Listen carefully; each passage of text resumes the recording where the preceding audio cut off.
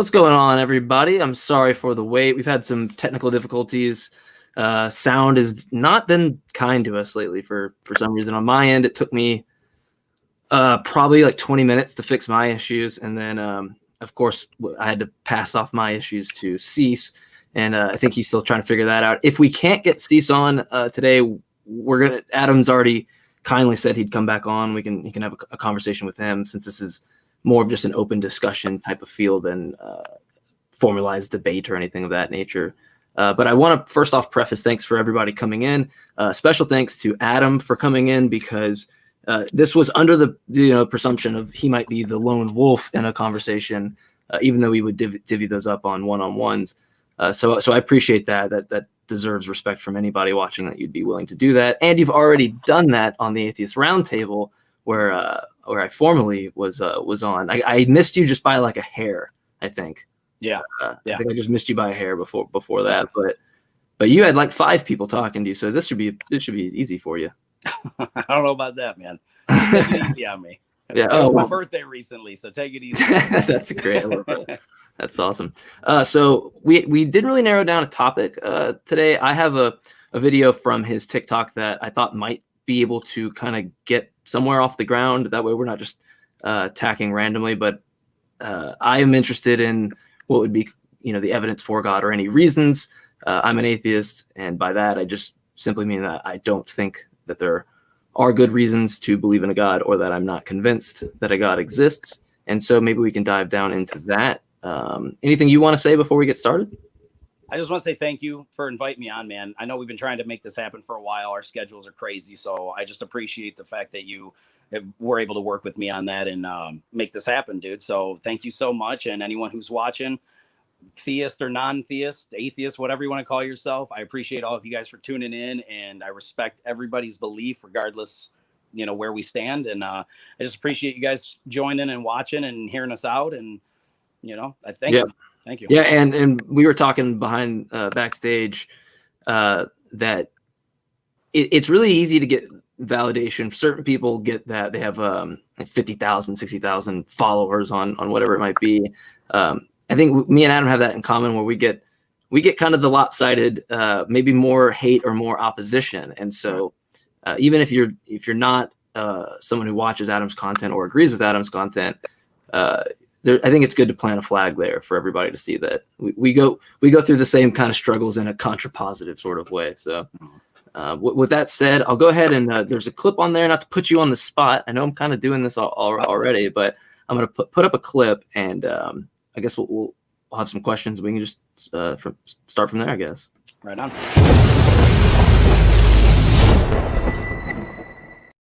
Let's start at the beginning, with the beginning of our universe, the beginning of time, space, and matter. Now, God has always been the better explanation here. Now, you don't have to believe it, but he has always been the better explanation, and here's why. Whatever created time, space, and matter has to be timeless, spaceless, and immaterial. It's obvious, it's logical. I don't know how you could even argue that, because in order to create something for the first time, it means that it didn't already exist. So whatever created time has to be timeless. Whatever created space has to be spaceless. Whatever created matter has to be immaterial.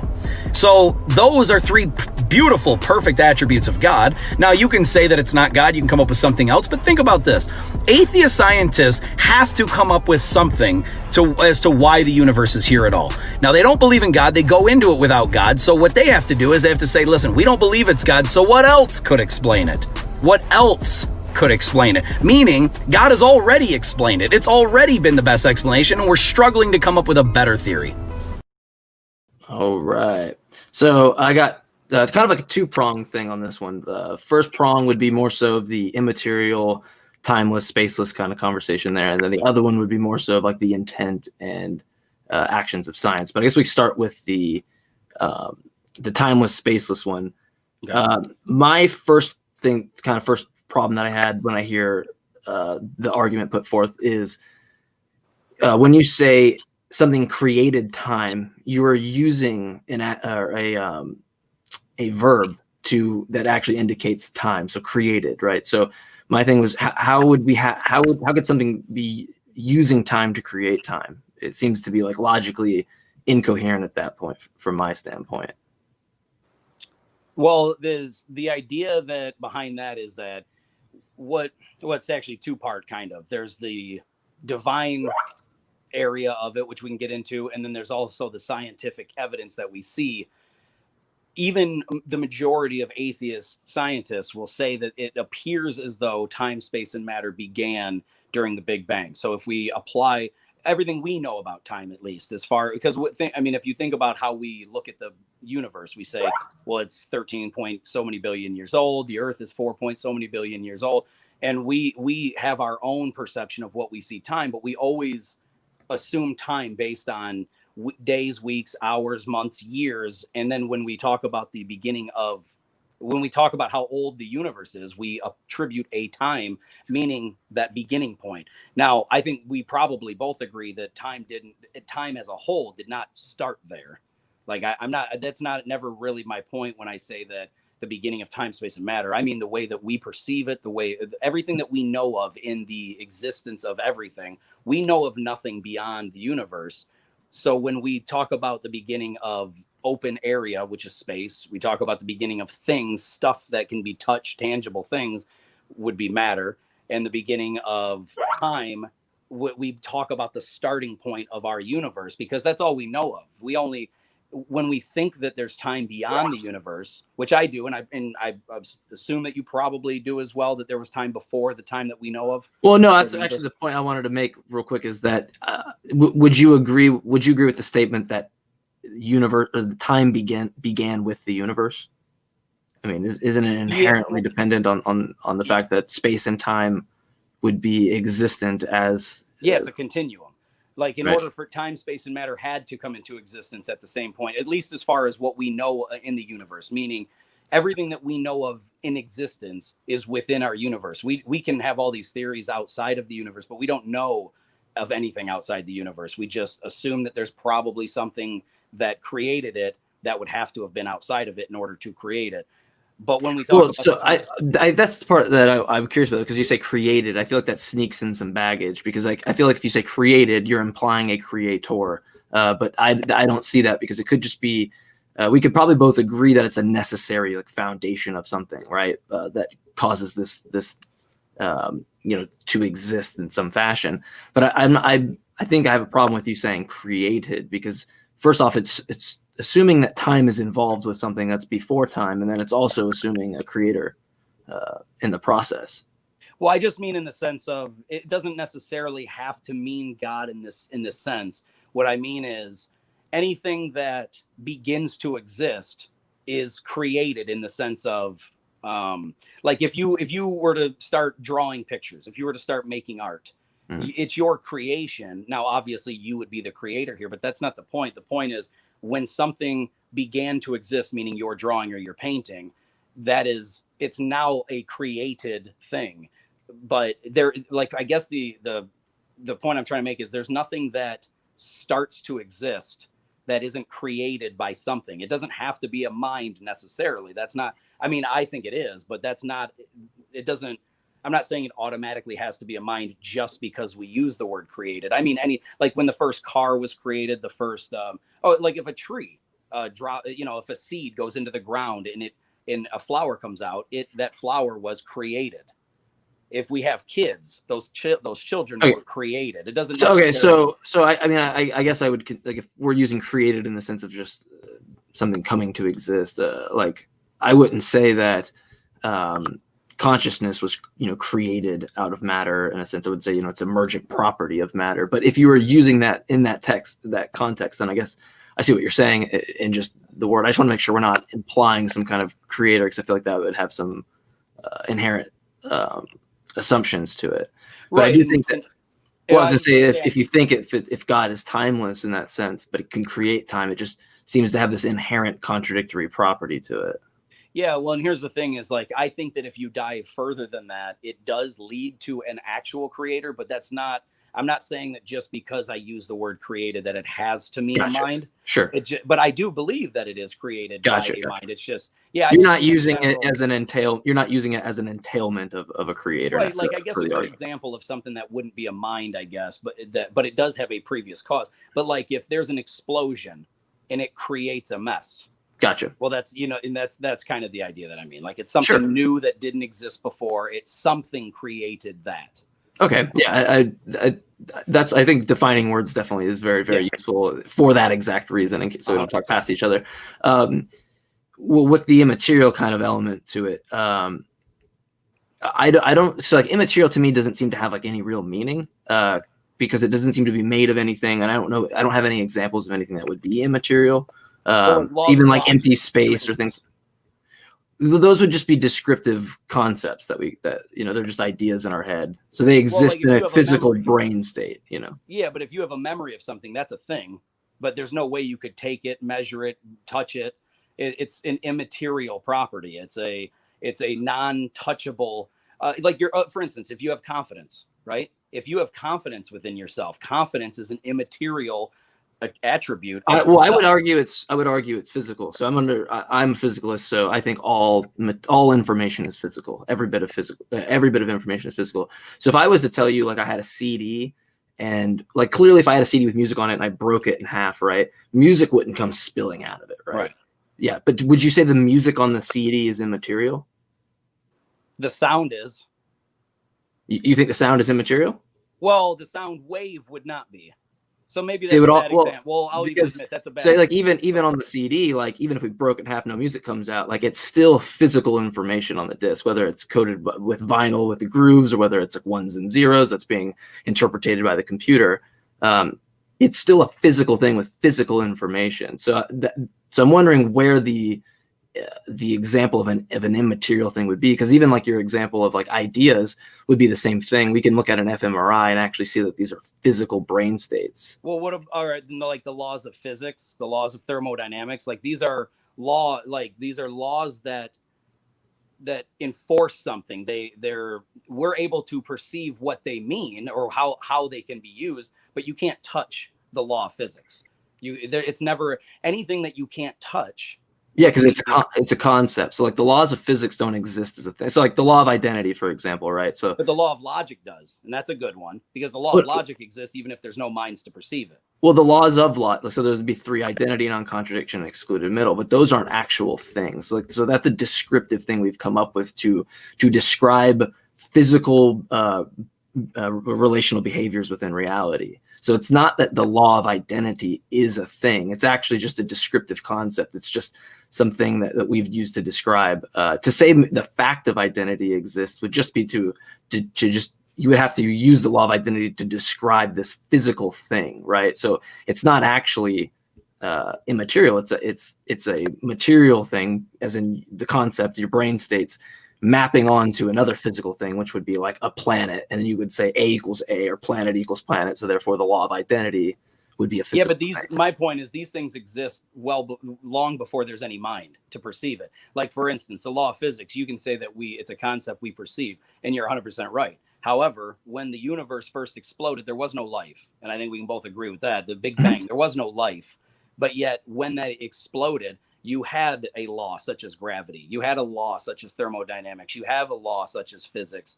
You have these laws that were long before any life could have possibly existed. Within that first 2 seconds of the Big Bang, these laws were in effect. Well, I would say more so it's just the way that these relational behaviors are actually happening. We created them as laws. We noticed them, that they have these patterns, right? Well, no, so I see what you're saying. We didn't create them.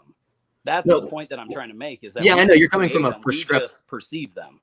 Well, I think you're coming from a prescriptive standpoint. Let me try to steelman you. Would you say that you're saying that these things govern us, right? Like they're part of like the fabric of how reality operates?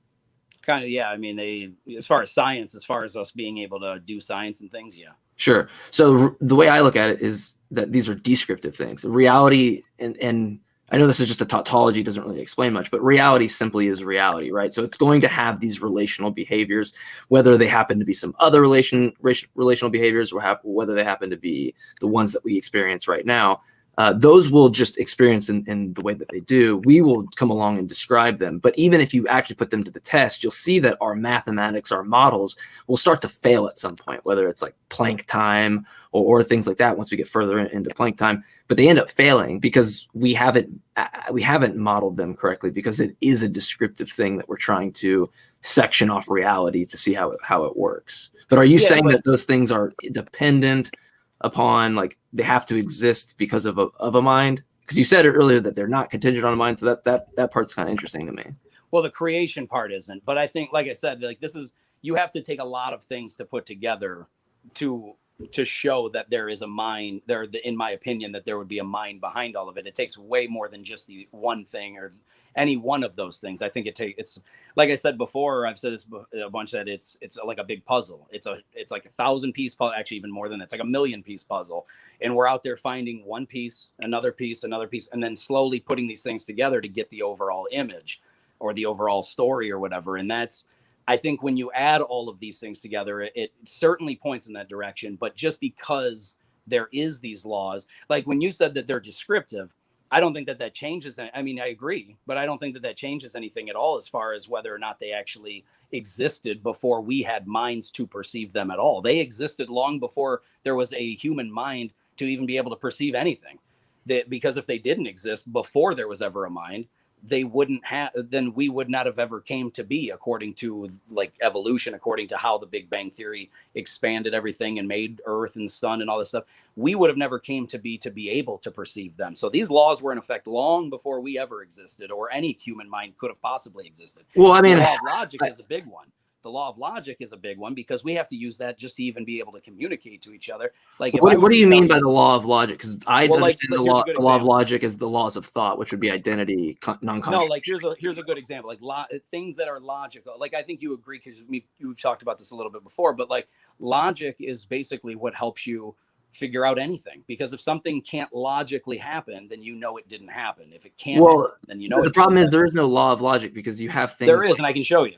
Like, well, no. There's the laws of so there's the laws of thought, which was coined, I think, by Russell Burcham. But you have like the law of identity, non-contradiction, excluded middle. The law of logic isn't necessarily a thing, because classical logic isn't like the de facto logic. There's non-classical logic. There's fuzzy logic. There's all sorts of types of logic that people use. There's modal logic. So there's no law of logic, because there's people. No, I mean the different logic systems that contradict each other. I'm talking about like the things you can use to figure things out, whether you have evidence or proof or not. It's things that you know to be true because they have to be true.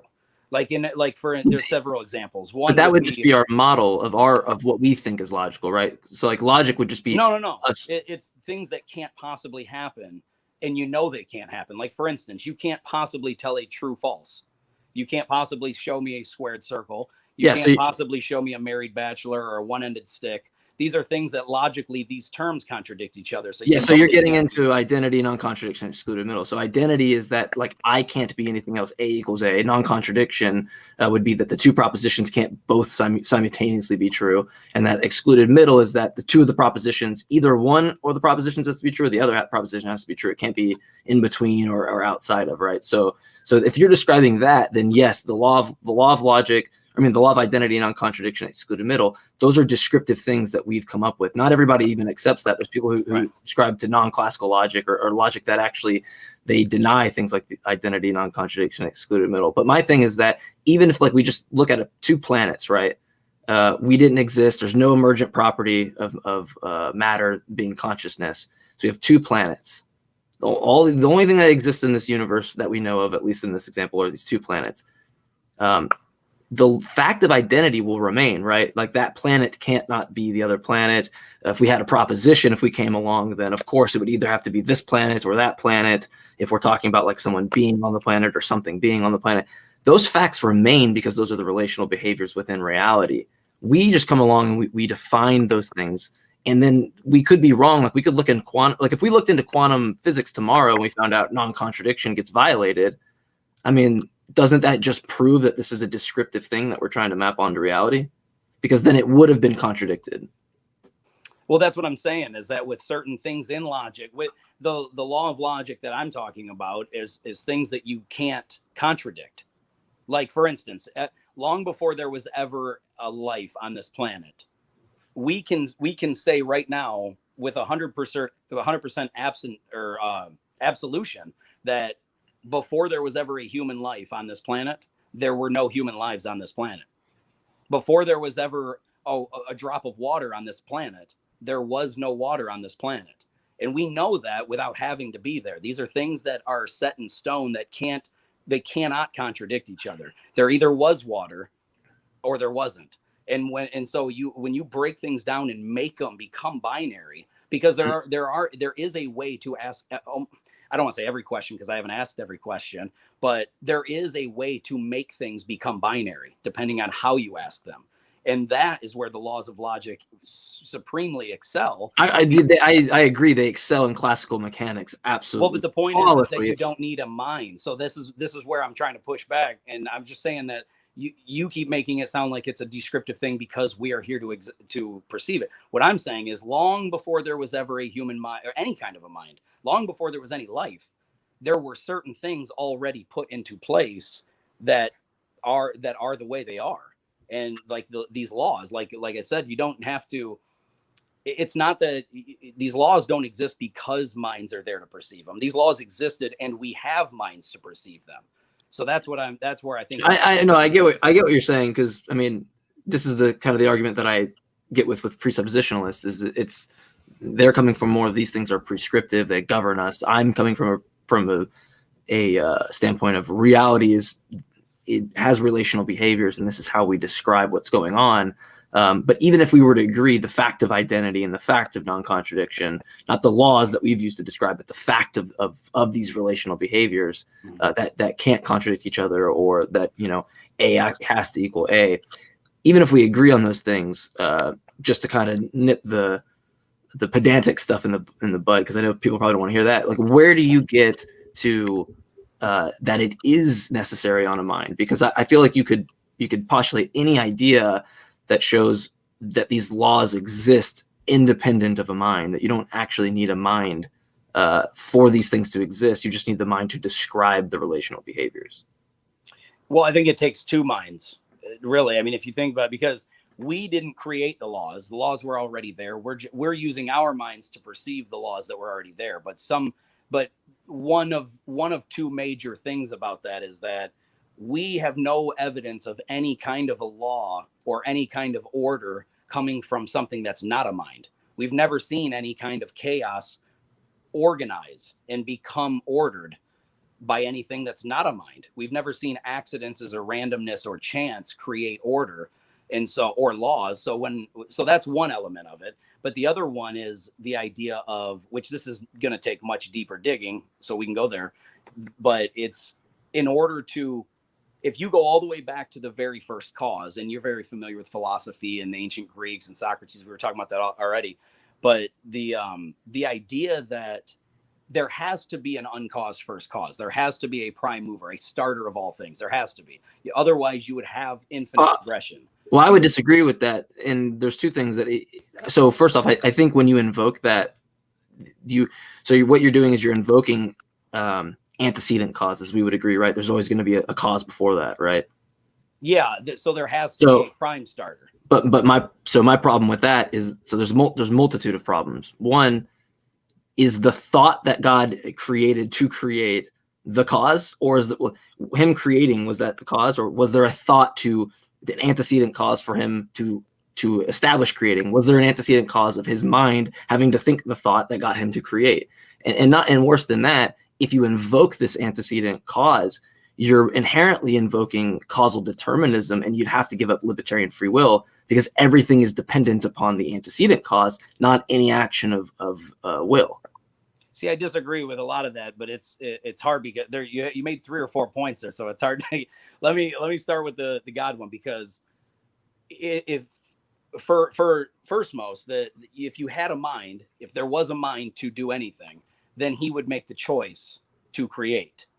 I don't think that there is a necessary pre-cause, and maybe there is in him, because I don't think any Christian claims to know the entire mind of God. I don't think that's smart to even assume that we could possibly know the entire mind of God. We don't even know the entire mind of people.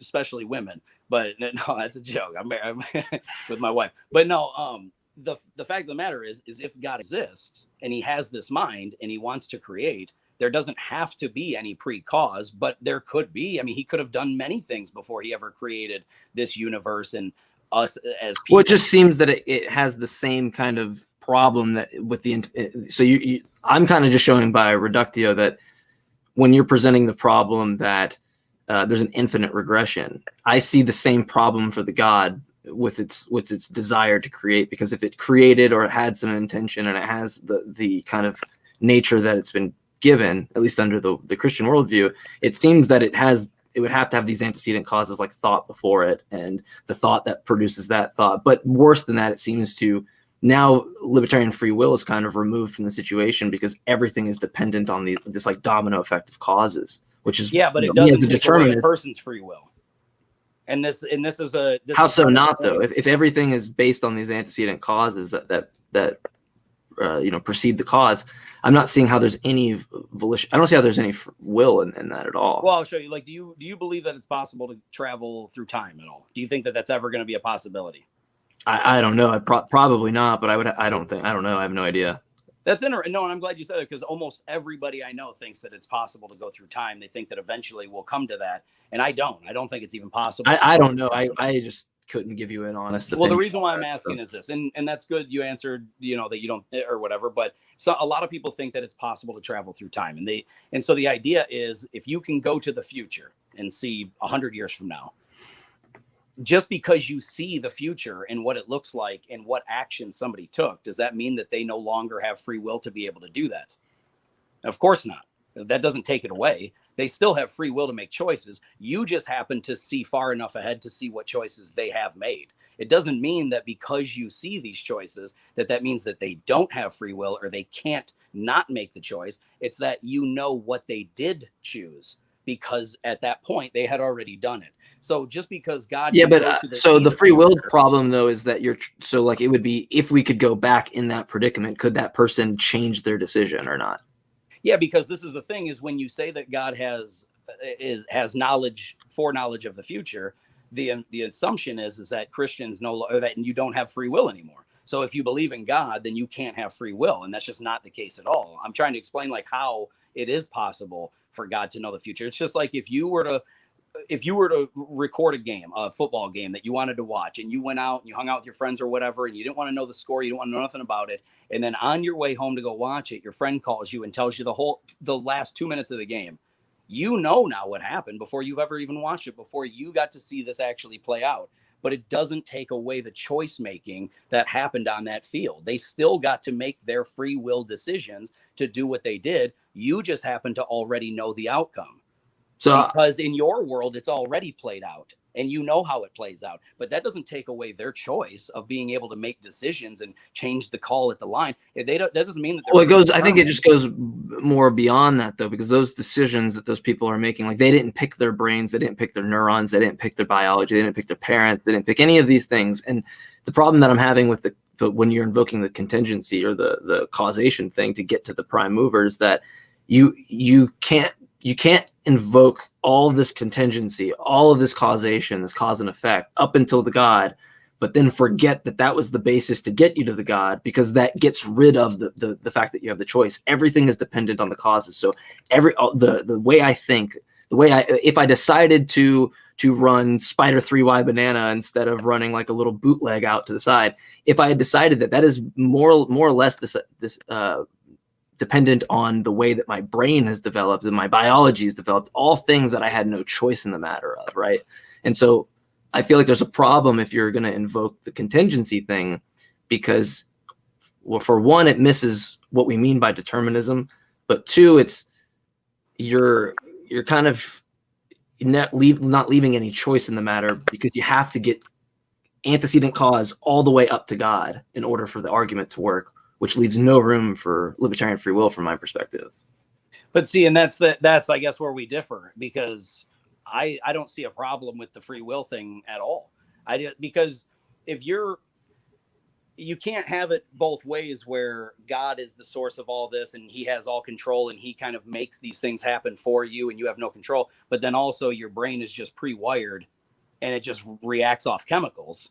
Because what I'm saying is, well, no, I'm just saying that you're saying that everything has a cause. And so if you're invoking everything, like that's everything, you can't accept God though. No, I'm not even getting to God yet. So you're saying everything has a cause to get to God, right? And so if you're using everything as a cause to get to God, that entire line of antecedent causes gives you no free will. There's no volition. You cannot make a decision. Like you have. Yeah, you can. You can make decisions all the time. If everything has a cause and effect in that sense, you're invoking causal determinism because it's not a cause and effect based on will. It's a cause and effect based on causal relations, which would get you to causal determinism. Yeah, but that doesn't take away free will just because things have a cause. I guess that's where if everything has a cause, then it's causal determinism. If everything has a cause. For instance, if I wake up in the morning and I'm like, I want cereal, and I got 3 different boxes of cereal, I'm going to make a choice based on how I feel. Now, you could say there's previous causes, but I would say the only previous cause is that I know what those 3 cereals taste like, and I know which one sounds better to me at the time. But I'm still making the choice. I don't have to eat that. I'm not predetermined. I'm not pre-wired to make that choice. I can still choose at any given time to stop what I'm doing and go a different route. Like you could end this stream right now if you wanted to. You're not pre-wired or predetermined to force it to keep going or to force it to end. You are freely choosing at any given time. However, whatever you decide to do, whatever action you take, there will be a reaction. Now there is going to be, but that doesn't mean that 5 actions down the road are predetermined because your cause right now predetermined it to happen. There's just a litany of options, and every action you take has a reaction to it. Now some things have only one possible reaction. Other things can branch off to other reactions. Yeah, but I think like cereal, so therefore if I want to eat cereal, I can. Here's the issue. Why do you like one specific one? Well, here's the issue. The reason, if we narrow down why you like cereal, is not of your will. It is of the way your biology was formulated without you even. It's like you did not formulate the taste buds that allowed you to like. Well, will and want are 2 different things. I agree with you. I 100% agree with you. But that's 2 different things. See, the will is what you choose to carry out. The want is what you're talking about. You're talking about why I want. No. It has to do with these. I'm using the antecedent causes that have been invoked to getting to God to show that if we're going through this process of like everything has a kind of a cause before it, and you're saying, well, I chose to like this ice cream or do that, then we have to keep going based on the model you've presented, which is more antecedent causes, right? It's like a 2-year-old asking why. You're just reducing it as much as you can. But if we reduce it down to where you think you have the decision of being able to choose that ice cream versus this ice cream, you actually didn't choose your neurons, you didn't choose your taste buds, you didn't choose any of those factors that would have actually gotten you to what you think is the will of choosing that ice cream. For example, name a city right now. Just give me one city. Detroit, right? Did you have a decision in that? Did you really have the decision in that, or did that thought come up as a byproduct of other antecedent causes that determined it? I just thought of it because I'm wearing the hat. Sure, but it was the first thing that popped into my head. Exactly, first thing that popped into your head. But we're not the author of the first things that pop into our head. Right. And this is what we're talking about. See, that is a difference. Want over will. Those are 2 totally different things. I wanted to answer this because it's the first thing that popped in my head. Did I have to do that though? Do I have the free will to make a different decision? Of course I do. Well, that's the question is, if we go back in time, would you? And the argument that you've presented is the antecedent causes. Those antecedent causes are all still the same top to bottom. You would make the exact same decision. Well, there's the same domino effect. It's like saying that the domino that you pushed from the beginning is going to change. Even though it has the exact same antecedent causes, that it's going to change its direction in some case, which wouldn't be possible by the argument that you're invoking. No, but see, and there's 2 different types of will, and this is actually kind of how this is actually a good way to actually show more, in my opinion, more evidence in favor of God, because there is 2 different types of will. The will you're talking about is that if there is no God, if there is just reactions to actions, if there's just causes and that's it, there is no will involved, there is no mind involved, then what you're saying is 100% accurate, and there is no option. because if there is no mind behind, if there is no God, then that means he doesn't have a will because he wouldn't exist. So there would only be our will. However, if there is no God, then that means everything you're saying is 100% right, where everything just has a cause, or a cause, reaction, cause, reaction, cause, reaction, and then you don't have any options. However, this is where I think it's massively different, and I think is a huge proponent for God, is that there is two different types of will. The one you're talking about is God's will. See, God's will, he does know every single domino that's going to fall and what it's going to lead to and how his creation is going to play out. So then there would be no free will. But here's the difference, though. Let me explain. Our will, we can still wake up. Like tomorrow, you can wake up and decide, I'm not going to school. I'm not going to my job. I'm not going to do anything. You can do that all day. And that does not affect God at all. It doesn't even affect his will at all. But because he already knows what you're going to choose. Now, however, you still have free will to make a decision. You can do whatever you want whenever you feel like it. It's not going to affect anything. I don't see how that you have makes to understand the overall picture is God knows how this is going to end. And if you know how it's going to end, but if he knows how it's going to end the way he knows it. Well, so if it's going to, if he knows how it's going to, first off, I'm not even arguing at the God part yet. But if just for the sake of the argument at that point, if he already knows, then there is no free will. I mean, maybe you have like an illusion of this free will, but ultimately it's going to get you to the exact same. No, see, this is why we need to clarify, because this is important. It's not that we don't have free will. It's that we do use our free will, but God knows what we're going to choose. That's why I gave that example. So if he knows that I'm going to choose to not worship him, right? If he knows that I had that decision, then where is my will to change that?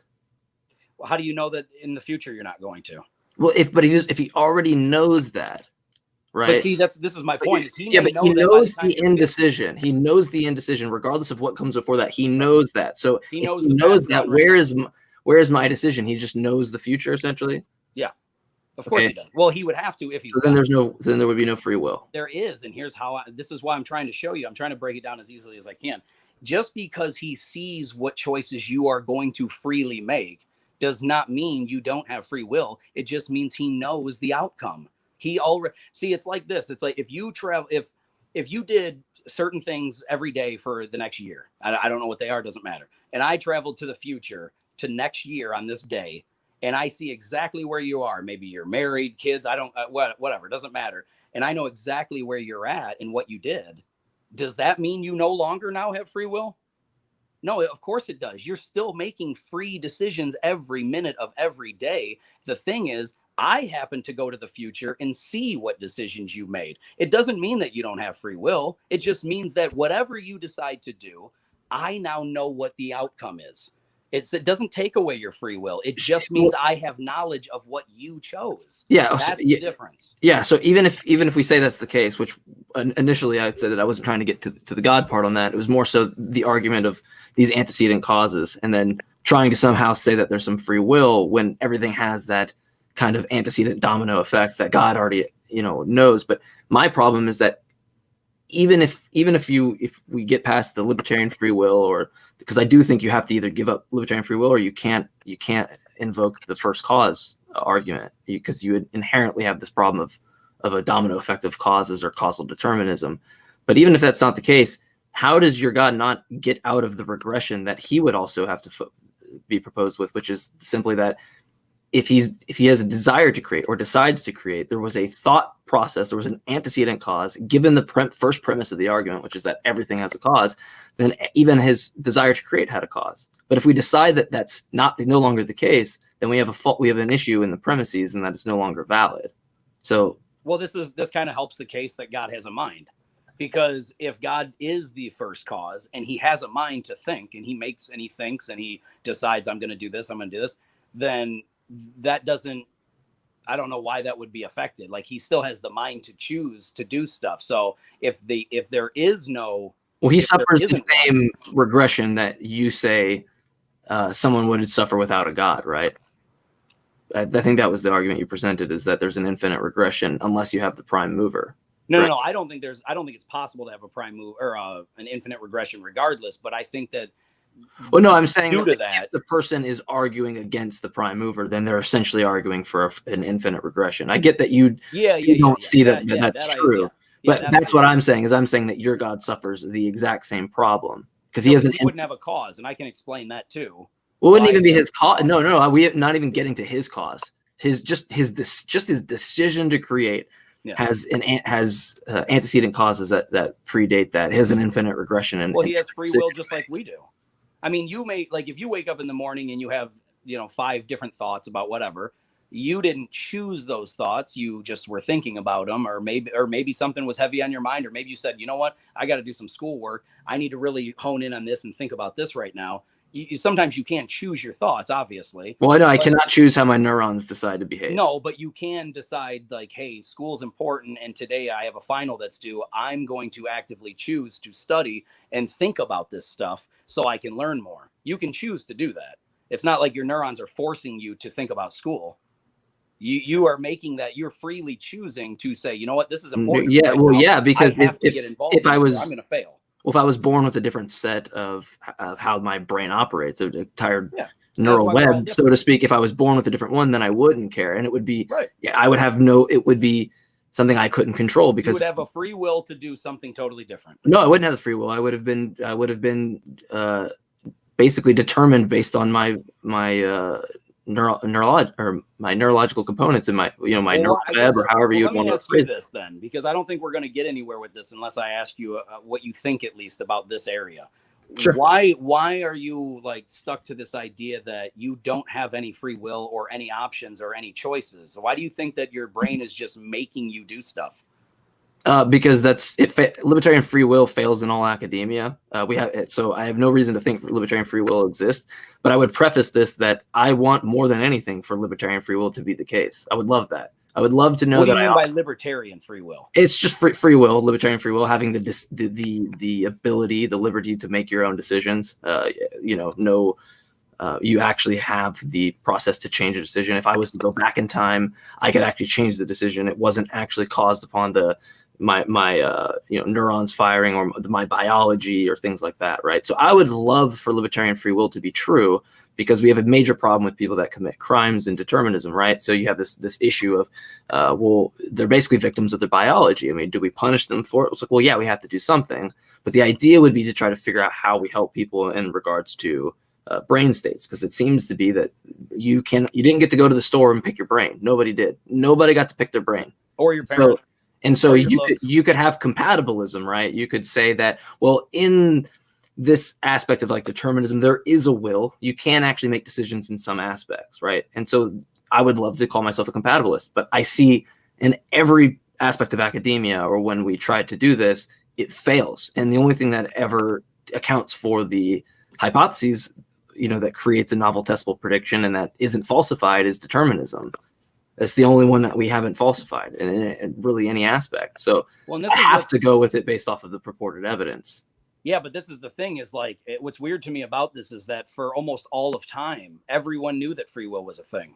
Like nobody, I mean, they thought. Yeah, but this is the thinking thing. is not good. I really don't know of a very good reason to think that every single thing you do in your entire life is predetermined for anything. Because if that was the case, it's not really predetermined. It's it just has to determined. Be, because you don't have the neuron. I mean, the neurons. You're basically saying that your mind isn't even your own. You're controlled.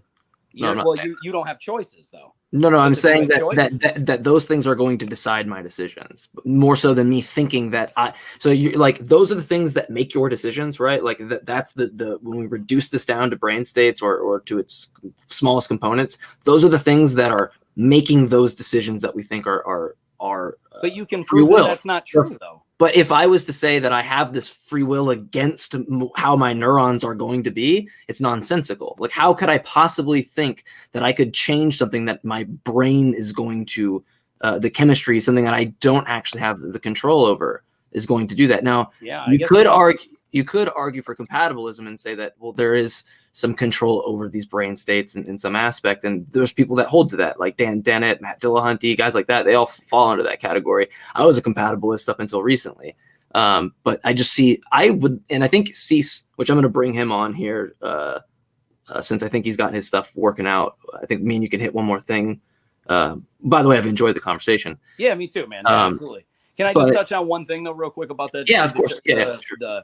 See, I think you can prove that you do make your own choices. I think that you can prove that it's not just your neurons and just the way you're wired, because you are affected. We all are, not just you, but we are all affected by our surroundings, by the people that we're closest to. We make decisions based on previous experiences a lot of times. Like, for instance, when I was a kid, in my generation, I'm 37. My generation there's a lot of people my age that love the Beatles, love Elvis, all this stuff. My parents didn't really listen to that stuff. My dad liked hard rock. He liked 80s like hard rock stuff. I grew up listening to that stuff. I don't care for the Beatles and stuff. Do I think that that's purely because my neurons fire that way? Or do I think that I lived in a household where my dad didn't listen to that kind of music? So I never really got into it. So therefore I listened to what he listened to. And I kind of like the stuff that he listened to because I was around it all the time. We have that happen all the time. We have people that want to be just like their older brother. So they start doing things like their older brother. It's not because the neurons make them do it. It's because of their surroundings. I have certain friends that I used to be just like.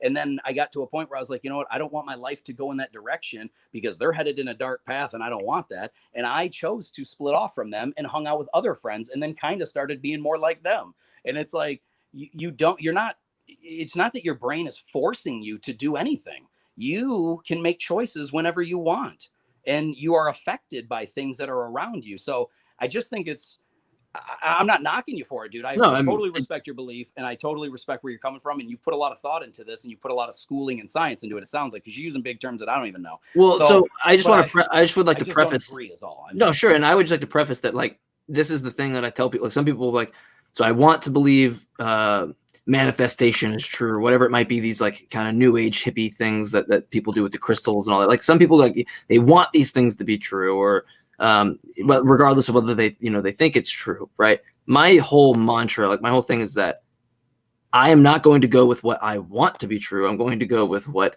is more likely to actually be true. And so that's why when I say I would love for determinism not to be true, I would, because that seems to be, to me, it has some problems that I don't necessarily like myself, and I get that.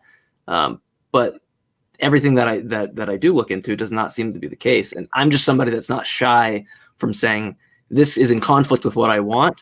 And so I can't lie to myself, is how I look at it. I can't just lie to myself and tell myself, well, this is not true. Now, if someone can present an argument or any form of academia or anything where we can kind of squash determinism and compatibilism or show evidence for libertarian free will, I would hold on to that greatly. I think that's what I'm trying to show. That'd be a great thing. I just think in neuroscience and physics and every field of science, biology, it's not compatible. Free will is like fails when you actually really analyze it on its smallest components. It seems that there's no place for it. Now, could that be an illusion? Maybe. I would just have to know that, through some kind of empirical basis. Would you say that it's ironic that we are all determined, that there's determinism, but we're all here by random chance?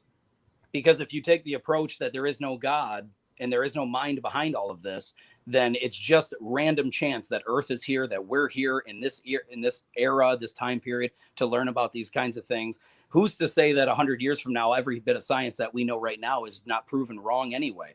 I would hope it's random chance. I don't know if that's the case. I think random chance makes it more beautiful. I don't know if that's the case, but I think random chance makes it more beautiful, because then it's like you're actually creating value and purpose out of things, as opposed to it being dictated to you by some like celestial kind of North Korea thing.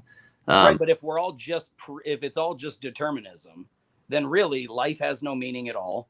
The things that you do are not your decisions. You're basically a moist robot. I mean, does your car have meaning if it's going to end up in a landfill? I mean, because I don't think it gets me to and from work. Exactly. You created value, you created meaning out of it, right? That was a person created that. Doesn't matter if it's a person created it or not. It could be like, do you have any value? Like, what's the point of gardening? Something that maybe you didn't create the plants, but you're like, oh, I want to tend to those plants, right? It's like, it doesn't matter if a person created it. Like, if you create value out of the thing that you do, even if you think it's meaningless, like the plants are just going to die. Why should you take care of them, man? You're going to forget about them in a few years. It's like, well, because I like them and I create value and they mean something to me because I enjoy its presence in reality, But you're kind of showing that all meaning comes from creation. from a creator. No, not at all. Well, it has to, because like you just said, like That would be you found meaning out of your garden. But yeah, you just because created I, it. as a mind dependent thing, or as something with a mind can create meaning, doesn't mean that you have to have meaning solely on a mind. That would be a composition division fallacy. You would be inferring based on the parts, which would be like me as a small thing, small mind. You would be inferring that, extrapolating to its whole, like a God or bigger mind, that would be a valid argument. That's what you call a composition division fallacy. You can't argue based off of the parts that extrapolates to a God. We don't have any basis or demonstration of No, that. I'm just saying that all things that have meaning come from a mind. All They things have to, because otherwise they wouldn't have meaning. well, if you're getting in, no, because you could have actual truth values, right? You can actually have things that are true or not true, and that Yeah, has but that has meaning. nothing to do with meaning. I mean, Yeah, like it does. Has meaning, has entire meaning. purpose It to has a it. truth value to it. Yeah, but that has nothing to do with that has nothing to do Well, with meaning to it. even if I was to be backed into that argument, I don't have a problem with saying that you create purpose, because I don't think that there's intrinsic purpose in things. I think that there's purpose that we have to create. I think that if there's intrinsic purpose, there's really no purpose then, because then it's a determined thing that's like, this is the way it's going to be from a God, right? As opposed to it being determined by chance potentially. Well, now I have some way of creating meaning, right? Some way of developing some meaning while I'm here. But if it's just, this is the meaning, then I'm basically just a robot, right? In the same argument you would say for causal determinism, going with whatever the meaning of what I'm born into is. So I feel like it presents the same problems on either side, depending on how you would look at it. If that makes sense. I guess all I'm trying to say is that we all can have our own subjective meaning, but as a whole, there would be no meaning to Earth and to life and to the universe and to anything, really. There would be no meaning unless there was a mind to give it meaning, to present it some meaning, because it's just like anything else we just talked about. Yeah, anything even if anything that is the only thing that can have meaning is a mind has to attribute a meaning to it. Well, even if I agreed with that, like let's say like I do, and let's just go, yeah, mind has to give something meaning. Right. I don't think that we can invoke a composition division fallacy and say that we can infer the whole based on its parts, because we don't have any demonstration of this. We're just assuming this. And so for me, it suffers the problem of underdetermination, which would be that, like, yes, you could say it's a God. A pantheist could just say that it's an all naturalistic God that's not actually a thing. So people could come up with all these things. A pagan could say it's multiple gods. Like, yeah. But the problem is, and I could say it's a nothing at all. It's just a necessary thing. I'm just saying has that no mind. Has no meaning if there is no mind. That's all I'm trying to say. Is if there is no mind that put it into motion, or at least like thinks about it and gives it meaning, then all the things that we see, the universe, Earth, time. I don't know. I would disagree, because I think that a mind that would.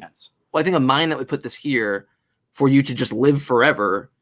I don't see any point of me watching a movie that never ends. I don't see any purpose of reading a book that never ends. Like that to me, like why God would make us. Is that what you're saying?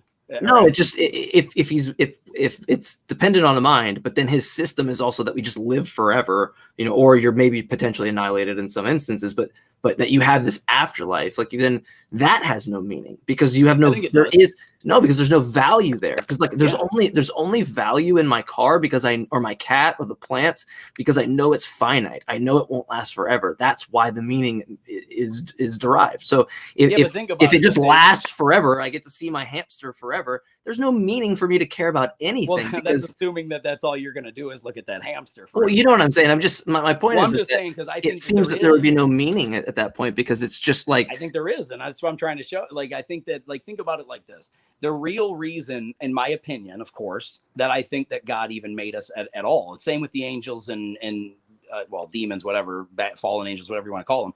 The reason I think that he made them is because if you think about it like this, if God is real, and if he is the prime mover and he is the first cause, then that means he has no people around him. It's just him.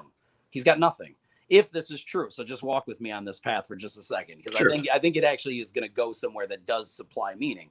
Yeah, and I'll let you get this one out for like a last word with it, and then okay. I think Cease can come in, and that way, like, I can give you kind of a last word on it. Right on, and like I said, this is just an opinion, just purely from my opinion. So I think that the reason God made beings beyond himself is for community, for relationship, because if you are the prime mover, if you are the only thing that exists, if there is nothing else and you are the beginner, then you've got to be pretty lonely.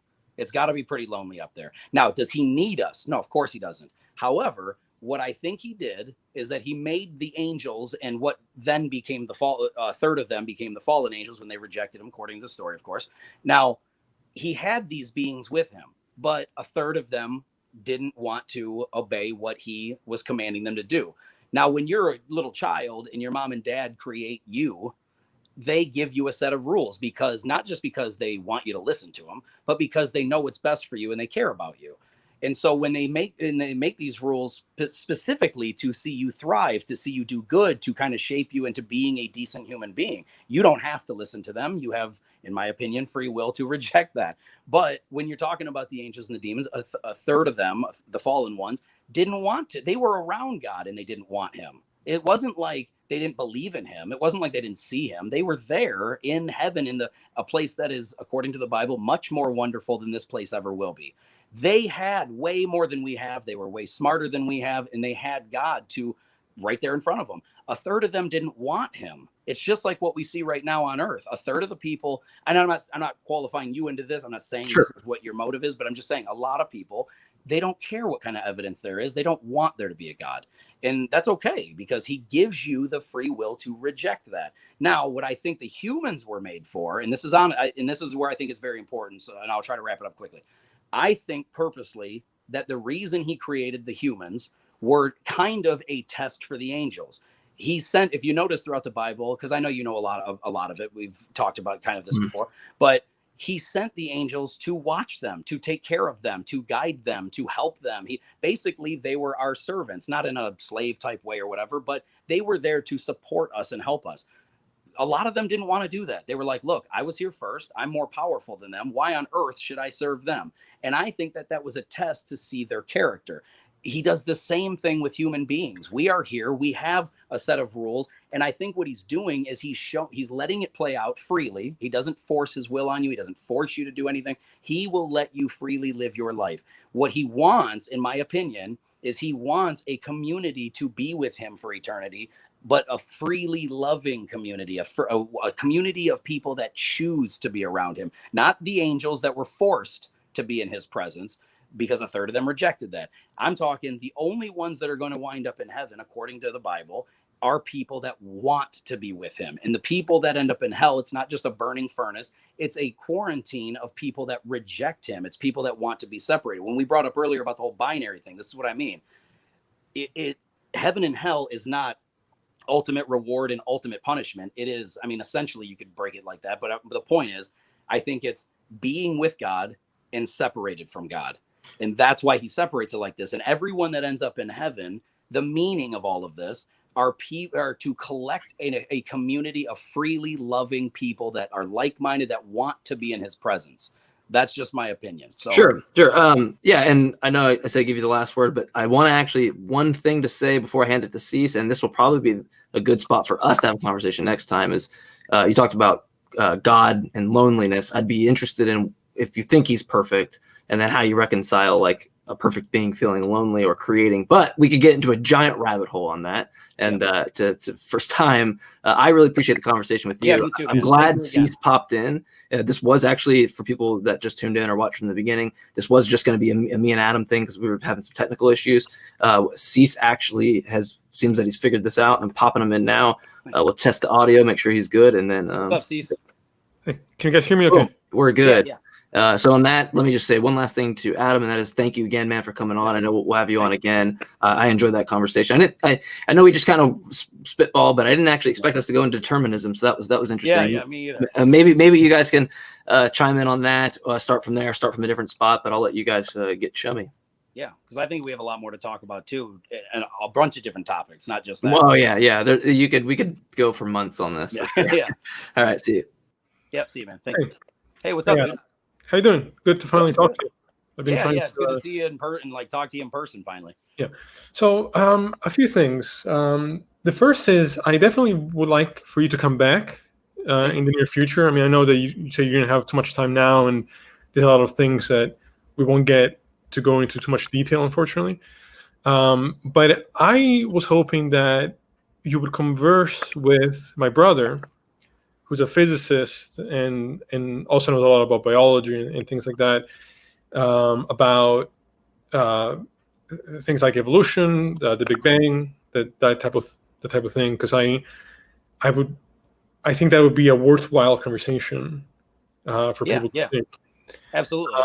Now, as far as sort of my perspective on this, and some of the things that I've seen you argue for, let me just say that, nothing that I say to you right now is meant in any way to be disrespectful. Okay, like, I'm sure you seem like a nice guy, and I'm I not feel trying. where this is headed. I'm not trying No, to I'm just kidding. Go ahead, dude. I'm not trying to be combative. Right. But I also want to be honest with you Mhm.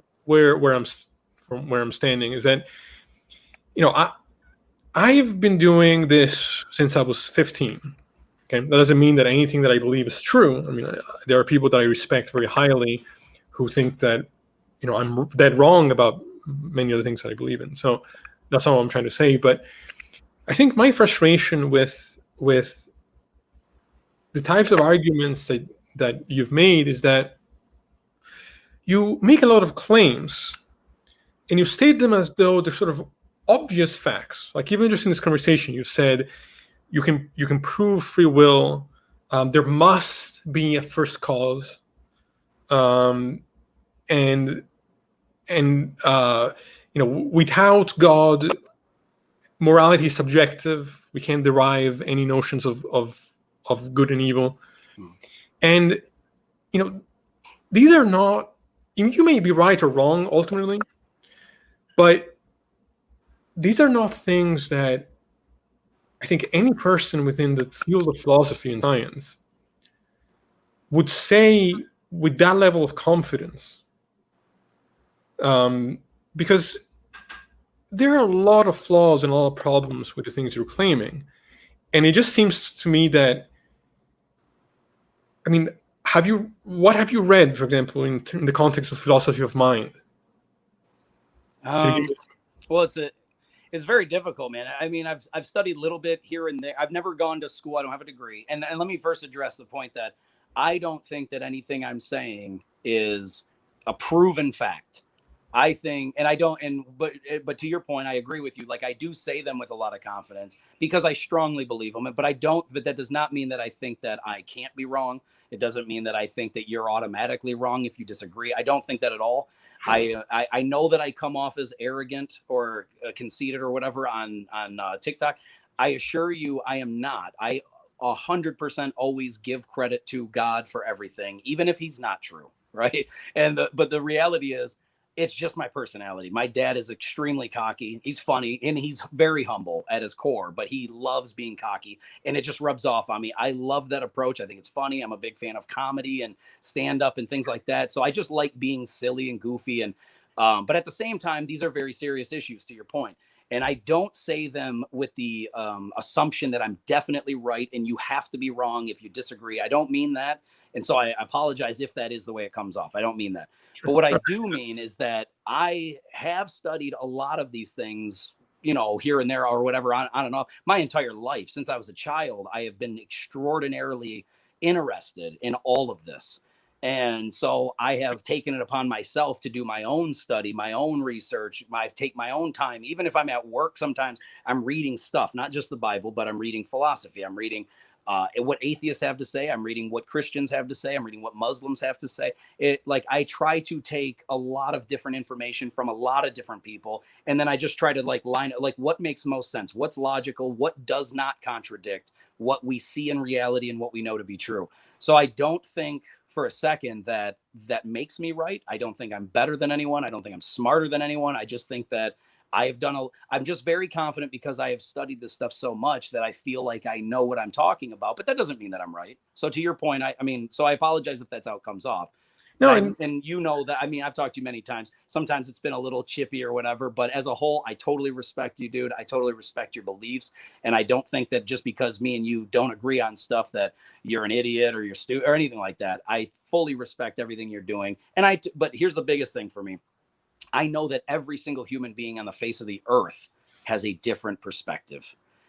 Nobody knows exactly all the same stuff. So I think every single person that comes into any kind of conversation like this I already know off the bat, even if we're both theists, I know that we're going to be coming from a different place, a different environment, a different upbringing, and we're going to have things that we disagree with. But I don't mean that in an arrogant way, like if you disagree with me, I'm right. And I don't mean to make claims that I'm saying are dead set true. I make it, as a matter of fact, I say a lot of times in my TikTok that I'm not ever making claims in fact. I'm making claims by belief, purely my belief based off of the evidence that I see. And that's all I try to do.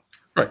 So I'll say a few things. Like, first, I'm glad to hear that coming from you, and I know that sometimes, online it's hard to really fully capture someone's personality, Especially in 1 minute.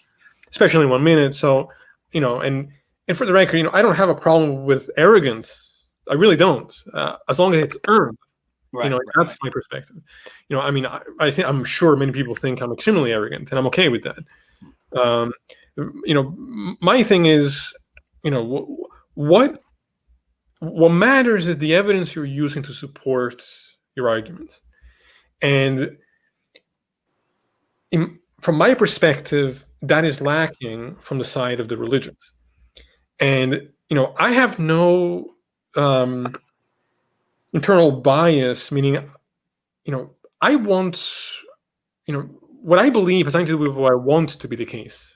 I mean, there have been many times in my life where belief in God probably would have helped me in some ways to cope with certain things.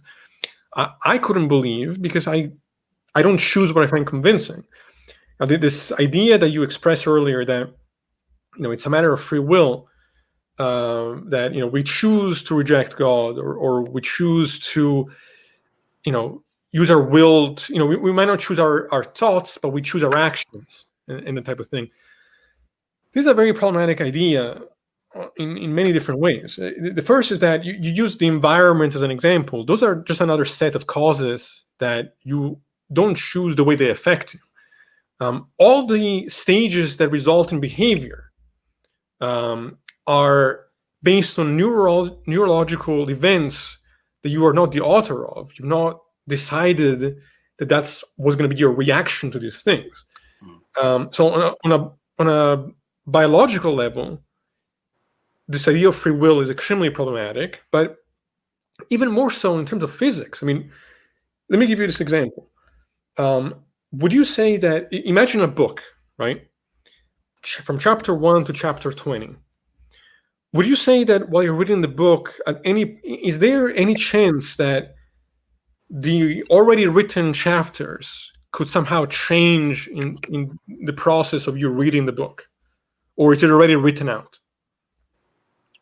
What do you mean? Is the book already written regardless? Yeah. So let's say that you have a book, right? Like whether you want to say it's the Bible, whether it's already written from start to finish, and you read the book in sequence, and all the chapters are there.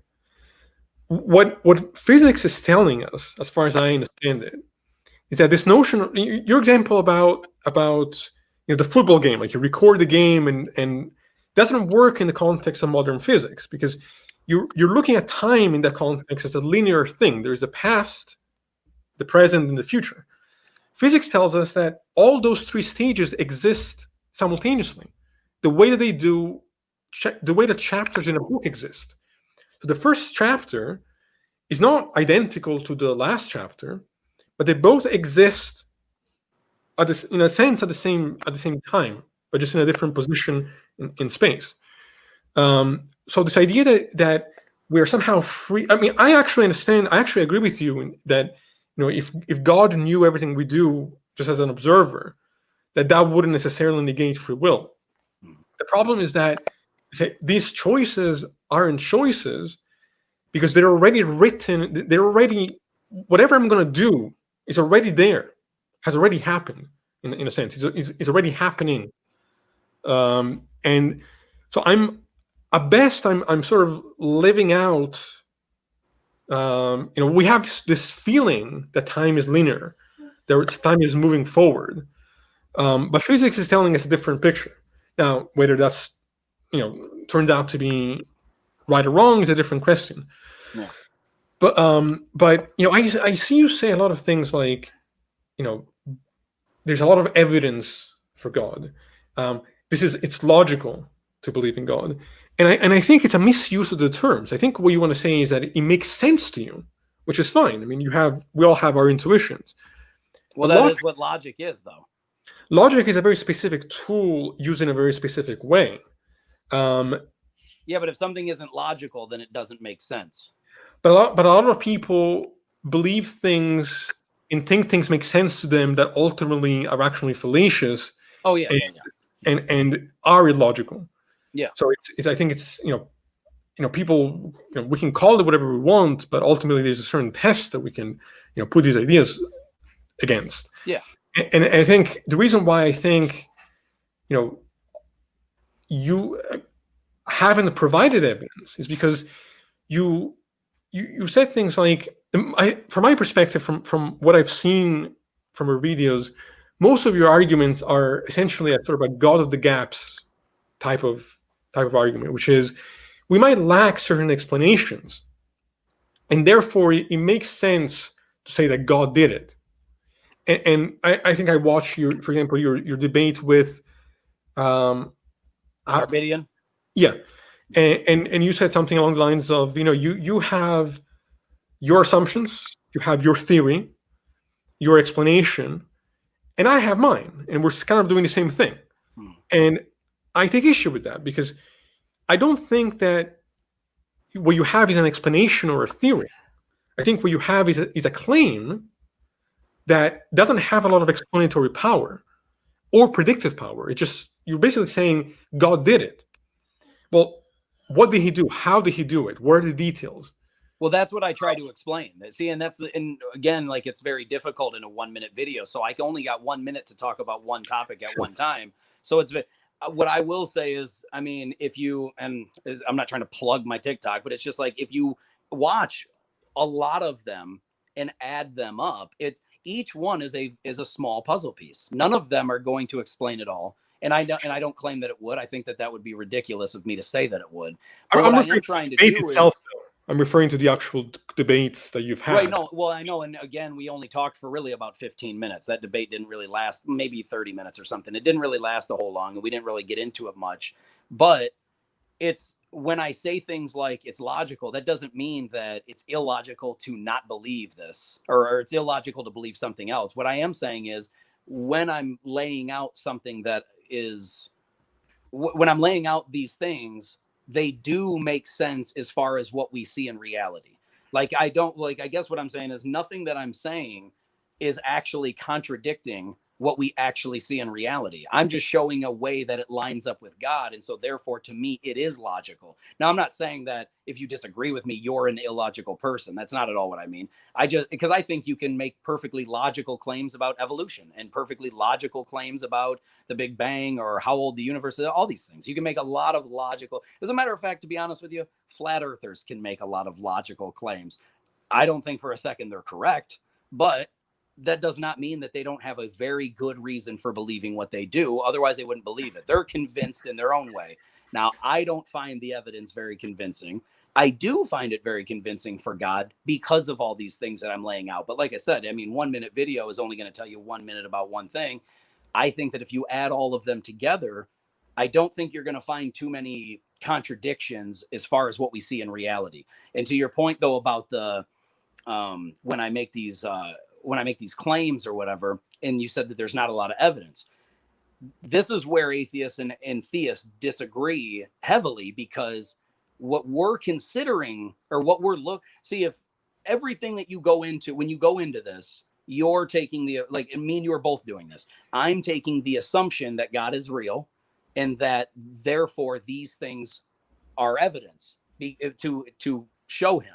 You're taking the approach of God isn't real, so these things aren't evidence. No, I'm not trying to put words in your mouth, or not even you. So we won't even talk about you. But some of the atheists that I do deal with, they'll say no. Like Mike Burgandy is another good one, right? We've talked about this before. He'll straight up say God is impossible. And yeah, I disagree with him 100%. But this is my point, though, is I do deal with a lot of that. They'll say that he's not possible, he can't exist, he doesn't exist. And what I'm saying is if you go into it saying that God doesn't exist, therefore these claims of yours aren't evidence, well, then there's no way I can possibly convince you. What evidence is, there's a huge difference between evidence and proof. Evidence builds the case for something. Proof proves it. Now, nothing I'm going to say, and I've even admitted this a few TikToks ago. Sure. I can't prove anything. I can't prove God. This is purely a belief. But the reason I believe so heavily, and I'm trying to share that information with others, I'm not trying to convert somebody. It's not a cult. I get accused of that constantly. It's not a cult. I'm not trying to make people believe what I believe. I'm just trying to put out the information and show why it makes sense to me. And I think that it's true. Because if it is true, then all these things that I'm laying out as evidence are evidence for him. The problem is if you go in thinking that he might not exist, or he doesn't exist, or he couldn't exist, then of course everything I say is going to sound like a bunch of nonsense. But if you go into it thinking, well, maybe God does exist, and if he does exist, does this line up, this line up, this line up, this line up, and they all do. And that's why I believe so heavily, and that's why I share the information the way I do it. So a number of things as a response. Number one, I don't agree that any belief system can be said to be logical in the way that you've described it. I think ultimately, when you observe it in the details, there are going to be fallacies in one or multiple worldviews that ultimately make those ideas and concepts illogical. Number two, I think the problem is that I think we understand evidence differently. I don't go into examining reality with any kind of baggage of of God can't be real, or any sort of a priori assumption. For something to be evidence, it has to, I think, how would I say this? The conclusions must logically follow the premise. So when you say something like, the universe has certain, like the fine-tuning argument, right? You say the universe has certain constants. Therefore, that's evidence for God. I think that's a misstep, because all we can do is we're observing the universe functions a certain way, right? Now, yes, it might be true that by definition, if we change its constants, it would be a different universe. Maybe it would have life, maybe it wouldn't.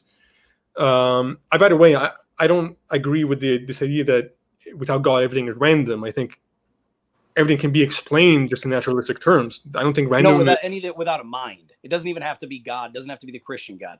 Without a mind, if it's just an inanimate object that just does stuff, then everything is random, because you'd be lucky to be here. If there's a God that purposely drove it in this direction, then it's not random and there is not chance. But if it's just an inanimate object that just does stuff, then I don't know how you could call it anything other than random or chance. Because how would you get here? Because it's not chance if there's a mechanism to it. Like, it's not chance. It's still chance that you would exist. You could say, well, not really, because there's still specific explanations as to what resulted in us existing. Now, you might say, why is it that it turned this way as opposed to another way, right? Like, you could ask that question.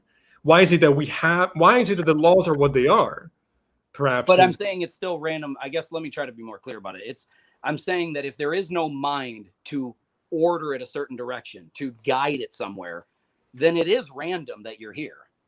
Now, there might be a cause. I'm not denying that there's a cause. What I'm saying is the fact that you are here, if there is no driving force to produce this, then it is random. Well, there's no mind to guide it. But you're only defining a driving force as a mind, as opposed to purely naturalistic causes. Because any natural cause isn't purposely guiding something. So therefore, if it's not purposely guiding it, then it's randomly guiding it.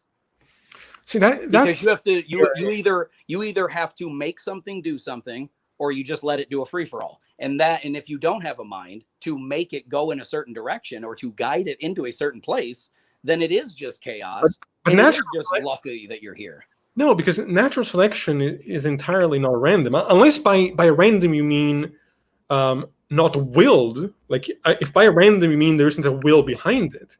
Yeah. But that's different. Usually, by people when they say random, they mean without cause, that it just happens. Usually, the term random is referring to that type of description, and something like natural selection doesn't have a will behind it, but it's not random. It's very specific in the way that it plays out. Well, and see, this is another thing about the perspective thing, because you're coming at it from the idea that natural selection is real. No. Even forget whether it's false or true. Well, because if natural selection doesn't exist, then that argument goes out the window. But then you're right back to randomness again. Well, no, because in the context of, let's look at the theory and what it says, you don't find randomness in the system. Now, the system might be false, and that's a different story. I'm just simply talking about the connection between intention, randomness, and purely a system of cause and effect. But if you want to define randomness as willed, then that's fine. I'm just saying that that word has more meanings than just the one that you've ascribed to. That's all I'm pointing to. Yeah, and I guess all I'm trying to say is that if there is no mind to make a decision, then anything that happens is technically random. I don't see why that would be if the laws are what they are. Well, like when a tornado hits, isn't that chance that it hits a certain country? Or it's entirely based on previous causes and effect. There's nothing. Right. But there is no way to show when it should happen or why it's going to happen or how it's going to happen. Of course there is. No, I mean, when I'm saying when a tornado pops up, it's not like a tornado is predetermined to hit New Orleans in 2028. There is causes, I agree, but there's no driving force that makes it go there. No, the driving forces are the nature that results in the phenomena. Right, but when do they happen? Like, how do you control when one happens? There's a difference between us being able to predict, which to some extent we can. I mean, we can predict weather to a certain degree. But there's a difference between our ability to necessarily process these things ahead of time and them not being caused by very specific circumstances. This is the same thing with the problem with free will. Like, I might not be able to necessarily predict what somebody's going to do, but those behaviors are going to be restrained by a set of causes that we are not the authors of. Now, there are some experiments that actually do predict what somebody's going to choose before even they're aware of it. I don't know if you've heard of this. I'll send you some links at a later date, but that's besides the point. I think the fundamental difference, which I think you brought up earlier, is on the way that we understand evidence. Because for me, whether or not a hypothesis, first of all, for me, a hypothesis has to be falsifiable. And the problem that I have with the God assumption is that ultimately you can always get behind, you can always preserve some notion of God that I couldn't, there's no context in which I could ever disprove God to exist, right? As opposed to something like evolution, there are certain things that would disprove the theory, that would debunk or would be a defeater for the hypothesis. So for me, it's like, my perspective is that I think religious people have an idea they want to be true, and then they are looking into the world to try to fit observations that doesn't necessarily suggest what they wanted to then just say, well, look at all this evidence. I agree that a lot of them do that, but that's certainly not how I've ever operated. I have always done everything in my power to prove that what the Bible is saying, I've always tried to contradict it. I've always tried to find reasons that it's wrong. Every single time I've ever read anything throughout my entire life, when it comes to the Bible especially, I've always tried to find why that doesn't make sense. Because let's be honest, if you just read the Bible on face value, if you just read one or two verses, or if you just read one chapter, there's a lot of things that don't make sense and they seem to contradict. However, when you dig even farther and you compare it with reality, you compare it with history, you compare it with science, and then you read context before and after these chapters, you eventually over time will start seeing that, man, these things really do line up. I've never taken the approach of, man, I really like the idea of God, so therefore I'll just blindly believe it. And the thing about the like when I was getting at with the chance, I think a better example for this is that kind of hit me while you were talking, is that when I'm saying chance, like you're saying natural selection is what eventually led to this. What I'm saying is, Well, among many things. Well, right, but I'm just saying, but there's two things about that. When you say natural selection, the key word there is select. You're selecting. Now, inanimate objects don't select anything. Minds do. That's a metaphorical. So you have to assume, well, what name nature, anything in nature that selects things. No, the term is metaphorical. The term is metaphorical. It's not assuming a will behind it. It just simply is saying this is what happens to survive. No, but it's selecting the stronger, survive more. Yeah, but not without intention, without a consciousness behind it. It's simply a word because our language is imperfect, and it's the word selection is not in this context meant to signify a will. What I'm saying, though, is go back way farther than that. Go back way before natural selection could even exist. I'm saying the fact that if our universe exploded into existence, that was sheer and utter chaos at that moment. That whatever caused, if you're saying natural selection chose to make a Big Bang, then I would have to say, no, I know, but this is the point that I'm getting at, is if natural selection didn't cause that, then whatever caused that is where chance and randomness comes in, because natural selection doesn't come along, at least as far as life goes, until we're on Earth. Now, what I'm saying is if you go back way farther than that, either you would have to say natural selection selected the Big Bang, made the Big Bang happen. Well, hold on. There's a lot of things getting confused here. Natural selection is specifically referring to the evolution of species on planets. Exactly. That's nothing to do. Exactly. So it couldn't. The point that I'm trying to make, though, is that you said yourself that natural selection is not a mind, but it guides and it basically you got here. Because when I said you're here by chance, you said there's natural selection and things like that to get you to this point. What I'm saying is it is randomness and chance. And here's why. Because long before you ever get to Earth and life and natural selection, you still have a Big Bang. And that Big Bang, if you're not saying that natural selection made the Big Bang happen, then then natural selection has nothing to do with this whole chance and randomness thing I'm saying, because I'm saying if there is no natural selection that made the Big Bang, then whatever made the Big Bang, if it's not a mind, then it has to be random. You're here randomly because the Big Bang happened, which then led to stars, which then led to the Earth getting here, which then led to life and evolution, which then led to you. But what I'm saying is long before that was ever even a possibility, you have to start even at the Big Bang, which is the farthest and the oldest thing that we can possibly see. The Big Bang happened. And so whatever caused that, if it's not a mind and it's not natural selection, obviously, then whatever caused that is if it's not God, if it's not a mind, then it's some inanimate object that randomly made the universe happen, which makes your life possible by chance. Because if it didn't do that, if it wasn't guided by anything, if it wasn't a mind steering it in that direction, then something randomly made it explode into existence. When I think of the word random, I think of something without explanation. Yeah. So random means that it not just that it doesn't have an explanation, but that it just could happen at any time. I wanted to kind of come in just to help real quick, since you guys seem like talk past each other just a little bit. Would you guys agree with the definition of a lack of pattern or predictability in events? Sure. That'd be a decent definition of randomness.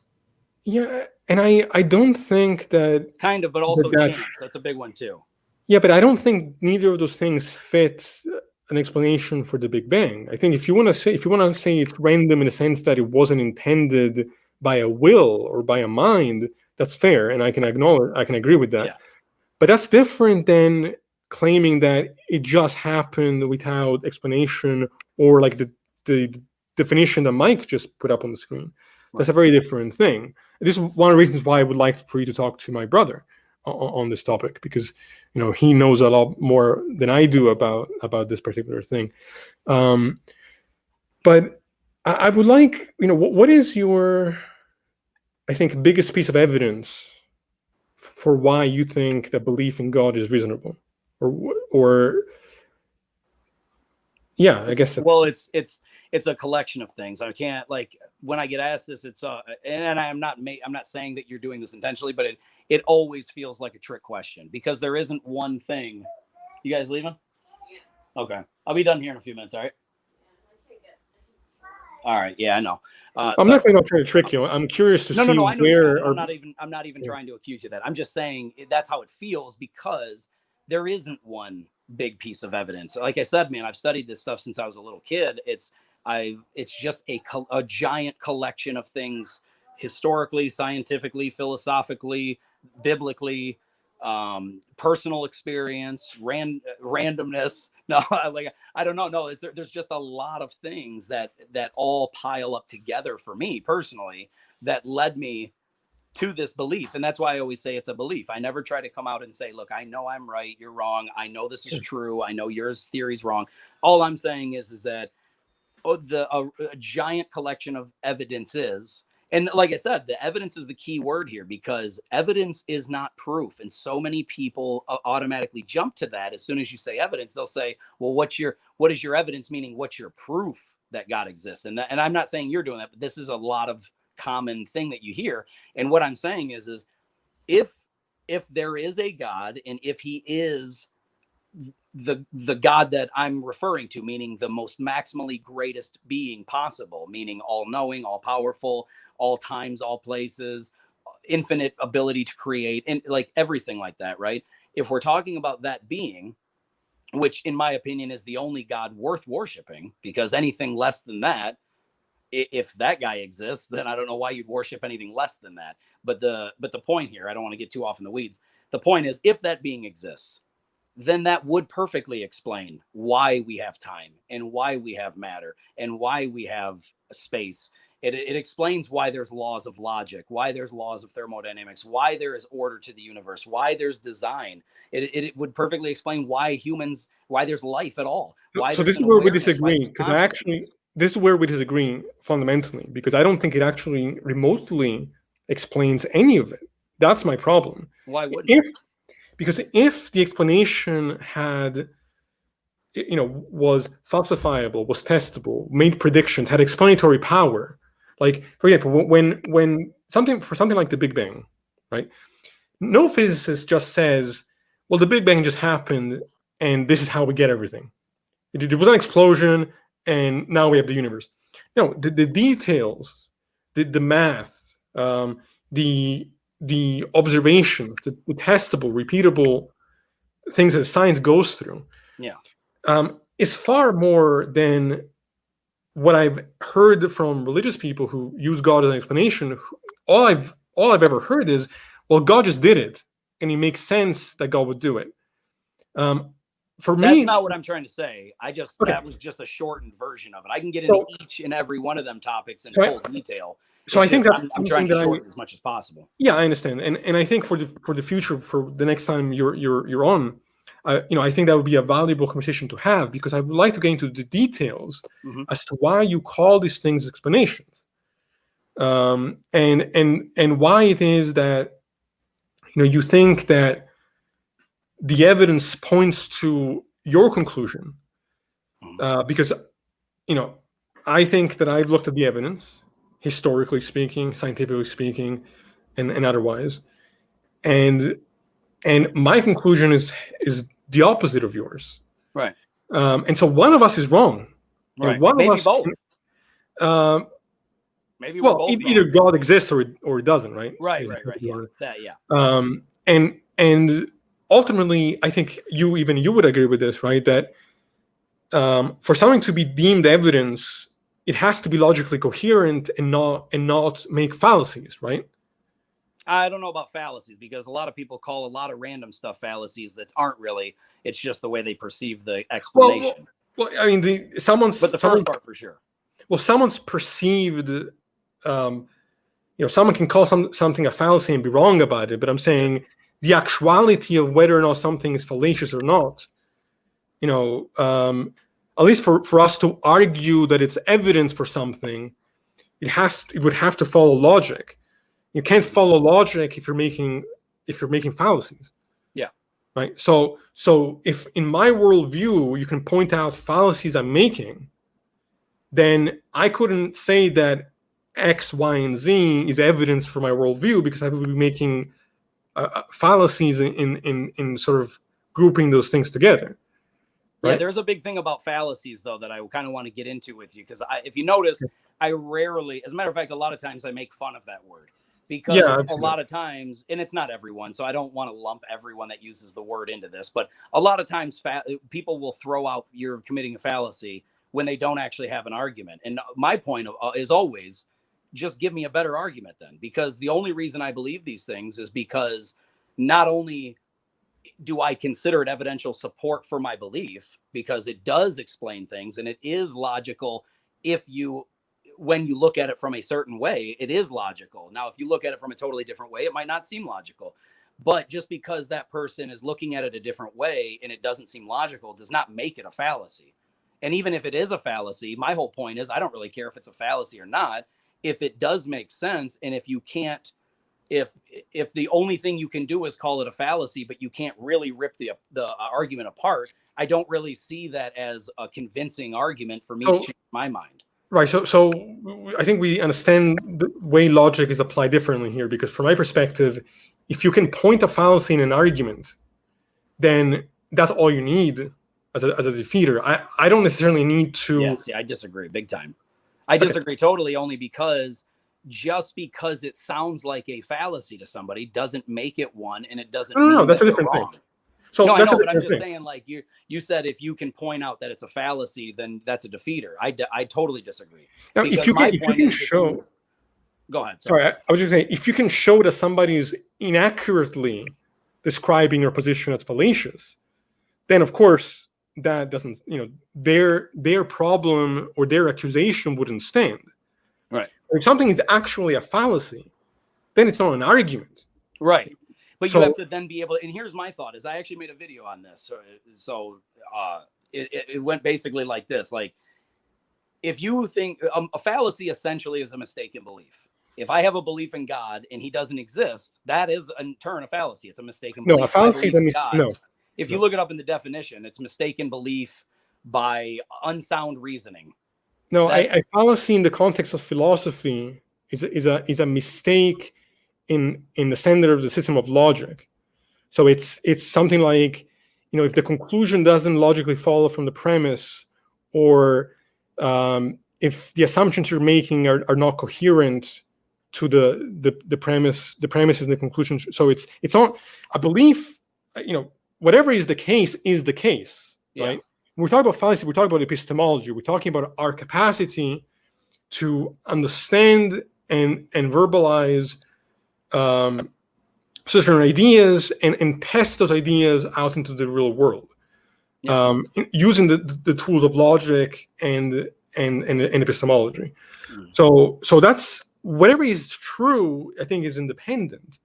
Yeah, and the thing is with those terms, this is why I always try to stay away from the big boy terms, because essentially these terms are put in there, and not intentionally. I'm not saying you're doing this on purpose or anything, but a lot of those terms shut down arguments. And the problem with that I have is I don't care what the term is called, and I don't care if you disbelieve it. If you can show me why what I'm saying can't be the case, then I am more than happy to engage in that, and I'm more than happy to change my mind. The problem is that when people will say, "Oh, this is a fallacy. You're committing a fallacy. You're doing this. It's incredulity or whatever you're doing," like that's fine and dandy to throw out these blank terms and all that. But the reality is, I have yet to see any of the things that I'm saying about God and about what I see. I have yet to hear any coherent argument that would make me disbelieve what I previously believed. My point is, if you think I'm wrong, that's fine, that's cool, we can disagree. But if you're not trying to prove that I'm wrong, or if you're not trying to show me why I'm wrong, or show me why what I'm saying can't be the case, then we're already done. But here's the thing. I want somebody to actually change my mind and give me an argument that actually better suits reality and better explains why we see what we see, as opposed to just saying, well, you just committed a fallacy. What you're saying, do anything. What you're saying to me is contradictory, because But how? No. Show me how is all I'm asking. So I'll do that now, because I don't think, for your perspective to be problematic, I don't think it's reasonable to expect me to be able to disprove your position. The reason why these words matter, they're not blank terms. They're very useful and necessary terms if you're going to do philosophy and you're going to be a reasonable person. These are the tools that is meant by being rational, being logical, testing your theories out into the real world. So the use of, by people saying you're making these fallacies, is not to say, therefore I know God doesn't exist. I mean, I could never disprove that. And if you're looking, if by changing your mind, you mean to be given some kind of certainty, well, you're never going to get. Or even just a better argument. It doesn't have to be certain. Like I've But the said thing before, is- mine are just opinions. But here's the thing: it's if an argument is riddled with fallacies and logical inconsistencies, then it's not an argument. It's not a successful argument. Yeah, So- no, and I totally agree. But my whole point is nobody has yet to show me why what I'm saying is wrong. They just say, well, you're coming from a wrong place, or you're committing a fallacy, or you're So are arguing you from- asking for details as to why? So instead of just the names, are you asking for, to have those fallacies broken down as to why the argument fails in more detail? Is that what you mean? Yeah, like Okay. if what I'm saying is, in your opinion, definitely wrong, because obviously you wouldn't call something a fallacy if you thought it was true. So if you think it's wrong, I guess all I'm saying is, instead of just putting these terms on it, and like I said, I'm not accusing you or you, Sure. you or Mike or whatever. I'm just saying in general, there are a lot of people that will just see that term, that they'll throw fallacy at you, not because they're so philosophically sound, but because they know that it's going to shut down the argument. And I'm not saying you're doing that. What I'm saying is there are a lot of people that do that all the time. If you look at my TikTok comment section, there's a lot of people that go argument from incredulity or whatever. There's the fallacy, there's a straw man, there's this. And I'm going, cool. I just had 1 minute to give you an explanation. I don't expect to change your mind or give you the entire detail So and everything I know about it. I'm just trying to shorten it up as much as possible. And then somebody will go, you're wrong, fallacy. And I'm So like, what you okay, want is cool, to but you're have not that actually broken changing down. anything. So Then that's my point is, I'm not saying you can't. I'm saying until somebody does, right, okay. I don't see how mine are illogical or how they don't line up perfectly with my belief. This is where I wanted to chime in just real fast, is that because you mentioned the fallacies, and I'm someone that kind of brings those out. Let me get my headphones plugged in. So like what I would want to draw an example, and maybe you would agree, like if someone who is of a Muslim faith decided that in a certain verse it describes the expansion of the universe, and I presented to you or them and I said, well, that kind of sounds like a Texas sharpshooter fallacy. And they're like, well, what's that? Well, it sounds like you're shooting at a barn, and then you walked up to the barn and you drew a bullseye around it and said, I got it, right after the fact. Right. And so that, would we not agree that it would be fallacious, or it would be bad reasoning, bad logic for someone to retrofit something like, say, the Muslim trying to prove quantum mechanics or whatever with his book after science has like already kind of proved these things, right? Would you not agree it's fallacious for that person to say, it's true because this says it? Like, would it be fair for me to bring up the Texas sharpshooter fallacy? Yeah, but only if you can prove that that's what they're doing. See, and this is, I guess, But where the isn't that difference is. sound like what they're doing? If someone's retrofitting an that's- yeah. answer and they're just saying, well, it explains this thing that you've already explained, like what science has explained, now we're attaching our belief to it, and I'm drawing a bullseye around it. I 100% That would be agree. a Texas sharpshooter fallacy, right? I 100% You can agree. see where like an informal or a formal fallacy would be valuable in dismantling an argument, right? Yeah, absolutely. Then you also have. However, what I'm saying though, and I 100% agree with everything you just said. I just wanted to. But what I'm trying to say is that usually, well, one, it's hard in 1 minute to give my entire detailed presentation of why I think all of these things line up. But two, the big thing is, let's just say, for example, you're right about that Texas sharpshooter fallacy. The point that I'm trying to make is, what if the scenario he was talking about, the Muslim was talking about, is correct? But it's Just irrelevant. because you use well, the Sharpshooter so it- fallacy doesn't make it wrong. is, I guess, the Exactly. point It that I'm doesn't. making. It doesn't make it wrong, because that would Right. be what's called a fallacy, which is that you Right. think something's Right. wrong based off the This fallacy. is why I have a problem with the But- terms. Is getting to the But point no. where it's So fallacy what this fallacy. does is it shows a fallacious line in the reasoning to show that this isn't like your reasoning for why it's true isn't good, irrespective of if it is true. So Yeah, if but- it was true, you couldn't say they were right based on that passage. You would Right. like that's still fallacious reasoning. They would have, if we found out it was true, we'd find out for a completely different reason why it's true rather than that Absolutely. verse. So that's the whole thing, is that those arguments are fallacious. It's not saying that they are Sure, completely but I wrong. have It's an a point to error that in too. the logic.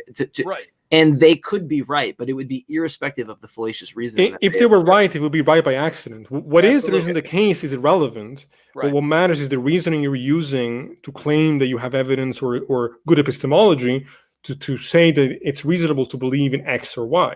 Right. No, and I So- 100% agree with everything both of you just said. The difference, though, I guess that the thing I'm trying to basically portray to other people is that you are right with what you're saying. It's not a good way to come to that conclusion. It's not a very good way to come to that conclusion that I believe this because whatever.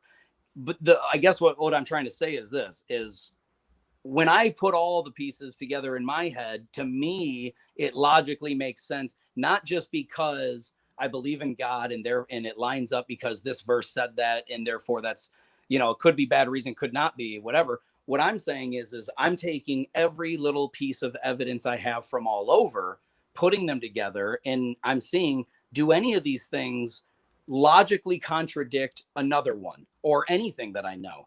And when I see that none of them do, and you see that, like, I guess if I was talking to you, telling you guys to read any story or whatever, and then come to a conclusion, you guys may have two totally different ways that you come to a conclusion.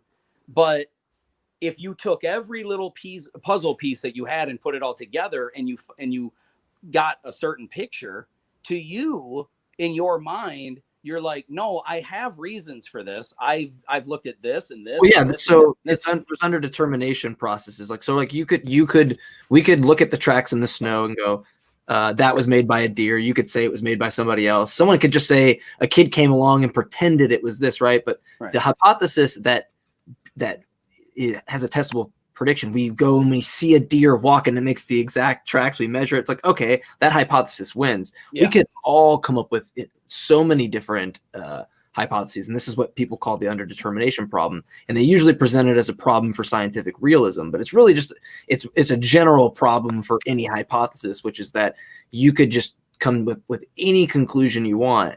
And so our ideas, they're imaginary, right? Like, I can't do things with the ideas I come up with. So we have to show in some fashion how some of these ideas that we come up with are not just simply imaginary. And Right. the only methodology we have is that.